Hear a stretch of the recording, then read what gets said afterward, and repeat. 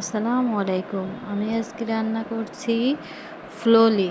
আপনারা চেনেন কিনা আমি জানি না, তবে যারা যারা চেনেন তারা অবশ্যই আমাকে জানাবেন। তো ফুললি রান্নার জন্য আমি আগে তেল কড়াই দিয়ে নিয়েছি, ফুললি ঢেলে রেখেছি, আর এখানে পেঁয়াজ আর কাঁচামরিচ বেটে রেখে দিয়েছি। খুব বেশি মিহিন করে বাটা লাগবে না, সামান্য একটু বাটলেই হবে। তারপরে সে বাটা মশলা এখানে দিয়ে দিয়েছি কড়াইয়ে।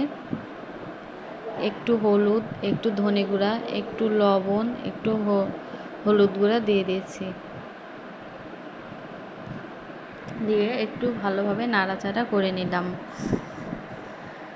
যেন রসুন বাটা দিয়েছি, রসুন বাটায় যেন কোনো গ্যাস না করে, কারণ মশলাটা না ভাজলে রসুন বাটাটা একটু গ্যাস করে, কাঁচা কাঁচা গ্যাস করে। সেজন্য মশলাটা ভালো করে ভেজে নিতে হবে। ভাজা হয়ে গেলে একটু পানি দিয়ে আবার একটু নাড়াচাড়া করে নিতে হবে। পানিটা একটু ফোটার পরে তারপরে ফুললিগুলো দিয়ে দিতে হবে। আমি একদম সহজ পদ্ধতিতে রান্না করি। যারা নতুন বিয়ে করেছেন সেই নতুন বিবাহিত আপুদের জন্য আমার রান্নাটা খুবই সহজ হবে। অনেক সহজে রান্না, কিন্তু অনেক টেস্ট। ফুললিগুলো দেওয়ার পরে একটু নাড়াচাড়া করে নেব। এই ফুললিতে যে মশলা পানি আছে সেগুলো একটু ভালোভাবে শুকানোর জন্য নাড়াচাড়া করে মশলা পানিগুলো ভালোভাবে শুকিয়ে নেব।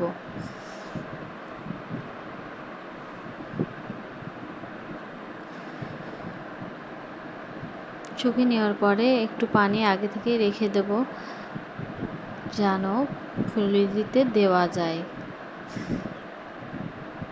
এই ফুললি রান্নাটা আমার মেয়ের খুবই পছন্দ, সেজন্য আমি মাঝে মাঝে এটা রান্না করি। আমরা সবাই মোটামুটি এটা খেতে পছন্দ করি। এই যে পানিটা শুকিয়ে গেছে, এবার আমি আরেকটু পানি দিয়ে দেবো একটু ঝোল করার জন্য। আর পানি দিয়ে দিয়েছি।